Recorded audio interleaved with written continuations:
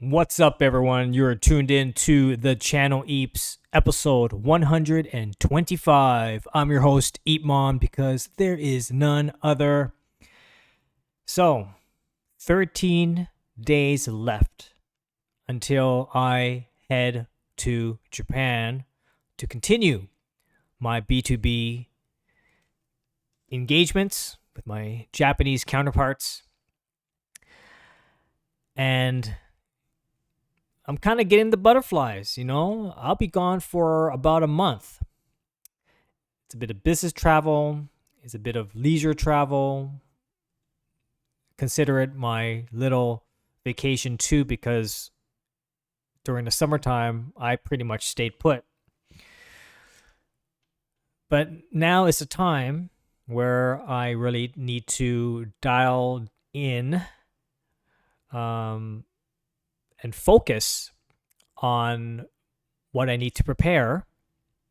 So this episode is about 5 essential tips for creative entrepreneurs traveling to Japan for business. I've been going to Japan pretty much almost every year. I lost count how many times I've gone to Japan. Maybe 50 times. Maybe a little less than that. But enough that I like to think I know the ins and outs to a certain degree. And I thought I would share some of my insights and tips. So, these 5 essential tips about doing business engagement in Japan. Number 1, understand Japanese business etiquette. Number 2, prepare a localized pitch. Number 3, foster relationship building. Oh, that is so important. Number 4, leverage STEAM innovation. Of course, I throw a STEAM innovation card into this mix because, 1, I'm an advocate where arts should play an integral role in industry on equal shoulders with industry. And 5, cultural sensitivity in art and design. Now, let's go to the first one. Understand Japanese business etiquette. Learn the basics of Japanese customs, such as bowing, exchanging business cards, aka in Japanese is called meshi. And folks, please absolutely be punctual. Punctuality goes a long way and truly represents the essence of business meetings. Never, ever be late. I know that here in Canada, or not just Canada, but anywhere else in the world, we can say, oh, give or take 20 minutes. Sometimes we're 30 minutes late and we would email. But symbolically, if you are late, that is a red flag. Of course, politeness and respect are highly valued, okay? So practicing these gestures will leave a positive impression. Now, we're talking about bowing. There's a certain degree of how you would bow, and there's, based on seniority, the one who is understood to be less in a position of power would bow lower than the one that has perceived higher position. Is to show gratitude, respect, and humbleness. Okay? Now, the other thing is about business cards. And as I mentioned in my previous episodes, business cards are not as perhaps frequent as it used to here in North America.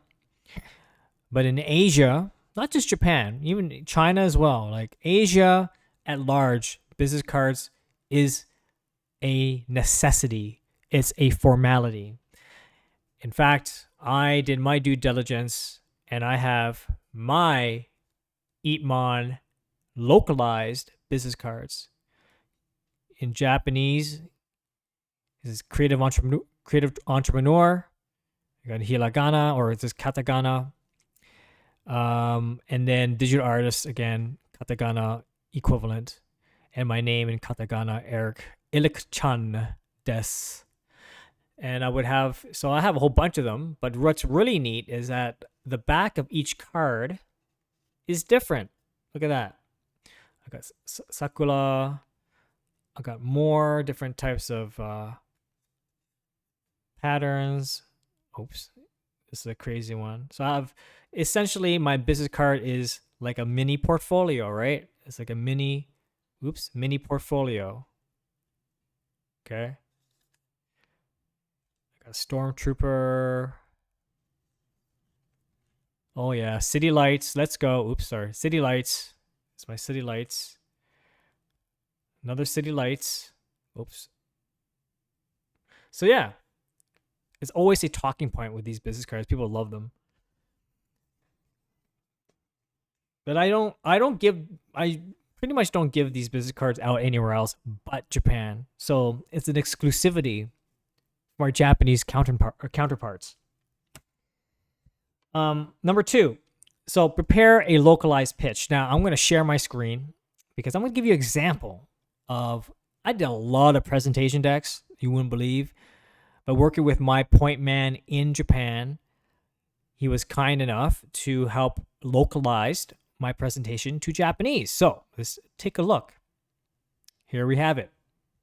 I'll give you a sneak peek because when you localize your presentation, okay, it goes a long way. Okay, it's respect. People see that you are committed to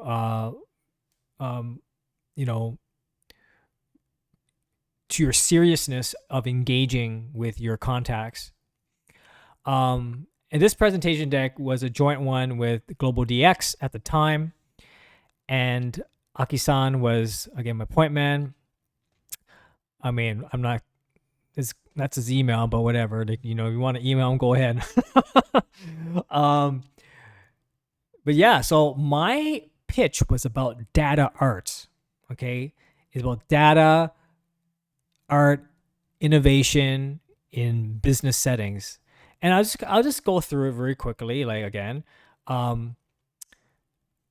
it's funny not to be reproduced without permission here and globally. Well, I'm going to just show it to you anyway because this is now pretty much needs an update, and I'm sure they'll be fine with it.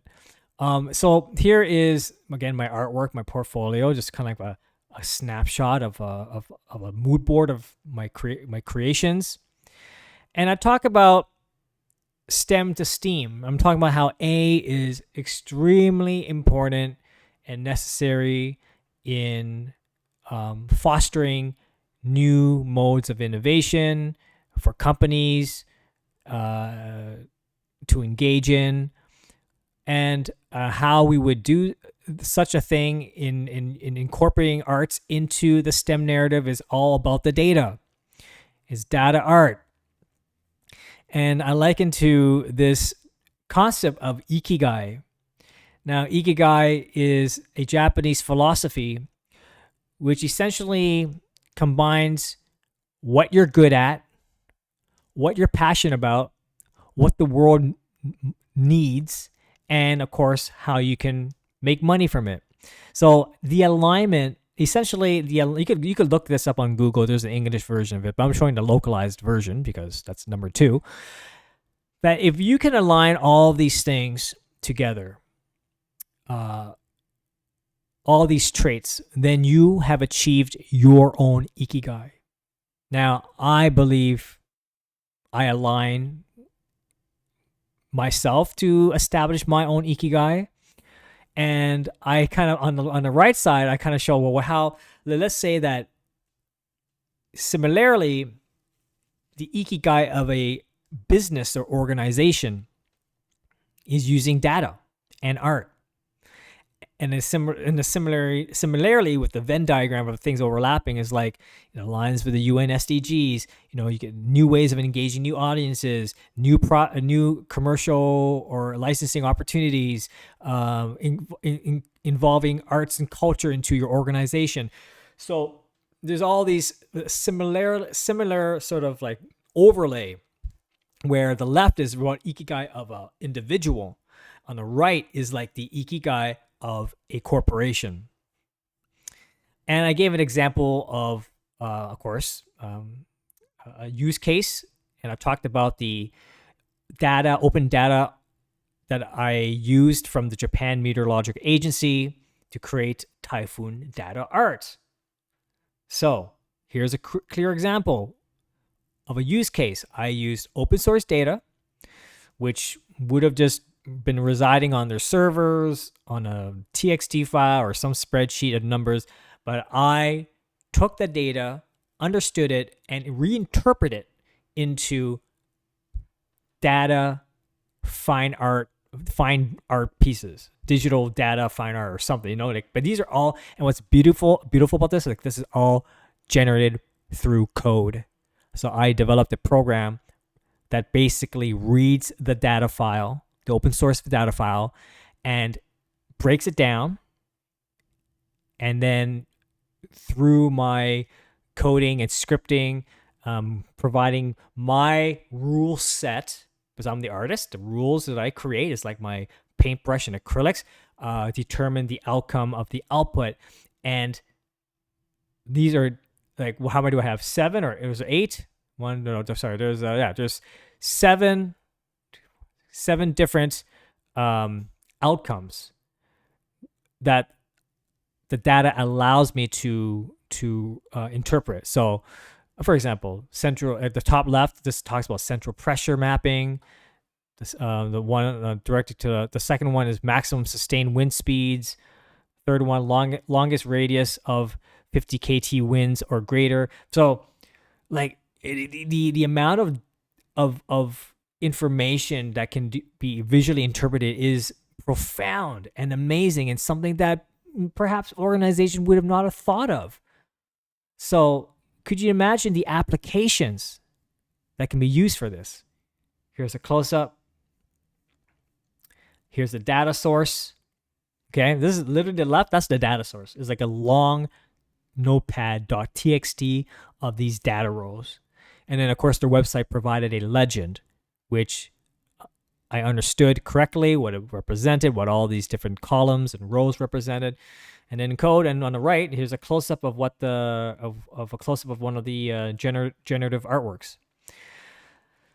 So then I just go to sign, then I go on to say, hey, this is, STEAM is the future. This is empower your organization with data art. We could do workshops, this and that, and it truly aligns with the UN SDGs, which is very important with Japanese companies. And that's my call to action. Like, let's work together, collaborate, and a reminder of the ikigai of data art. And by the way, I'm giving a workshop in the YO Excel Festival in Yokohama. Please come by. So yeah, anyway. So I just thought I'd have fun and show this to you because, long story short, let me just go back to, go back to the main stage, y'all. Because long story short, this is what it means to localize. When they see this presentation, they'll think, wow, this guy really meant well and is very passionate. You could just tell that I put a lot of work and effort to perfect this presentation. So that's number 2. Long story short, that's 14 minutes in. Oh my God. My apologies running this long. Number 3, foster relationship building. Now, this is very important too, because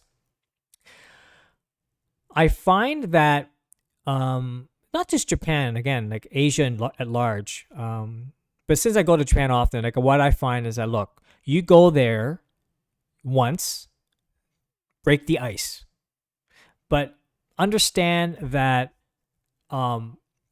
many a times projects will not immediately happen the first try or the second or the third. You have to come back. You have to build the rapport. You got to build the relationships, build the honesty and friendship. That is one of the most important aspects of B2Bs. They know that you have the talent. They know you can do it. But it's more than that. It's more than a transaction of like your services. It's about respect. It's about integrity. It's about commitment. It's about communication. And they enjoy, and I would too. Imagine if someone came all the way to Japan just to see me several times a year, coming back to reconnect. Like that speaks volumes. Is actually very meaningful. So it's about long-term trust again. Networking in Japan often involves building long-term trust, and be prepared for social meetings like going out for dinner. And which I do. I don't drink, but it doesn't matter. It's just you go out, have a good time, just have a conversation, just talk about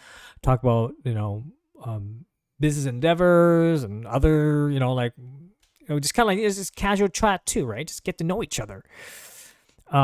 And that's how you build. I think we need more of these sort of things in like everywhere else. I think that face to face, B2B, why not? Like it's all about building that great partnership, right? Number 4, leverage STEAM innovation. Now, of course, like as I mentioned, I'm a big advocate for that. And as you can see from my presentation material, I'm like, yo, STEAM all the way, yo. As a creative entrepreneur, emphasize the importance of innovation that blends art and technology. Well, selfishly, I want to say that because that's my mandate. That's my MO, which resonates well with Japan's appreciation for both traditional and cutting-edge culture. And of course, one thing that speaks to me when what I observe, of course, in Japan is that their balance of like cultural tradition with modernity. Okay, it's such an interesting place. Like you go to Tokyo, you can go to the Meiji Jingu Shrine, right? And then right next door, you're like Harajuku Omotesando, like it's like really modern and everything. So, but they're able to achieve such a great balance. And now that I think about that, the reason why that I've seen, like they have a United Nations University in Tokyo. There is everyone is very committed with UN SDGs. I see them walking around like business meetings. I see them with a UN SDG pen. Like it's as if it was like almost mandatory that you have to have one. And I think it's because they appreciate the essence of like of the convergence of all things, and art being integral in the connectedness.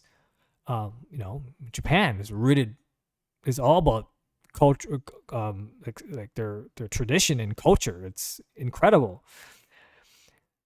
So leverage STEAM if you can, or if you're able to include meetings that are STEAM related in your endeavors. I think that adds impact and value.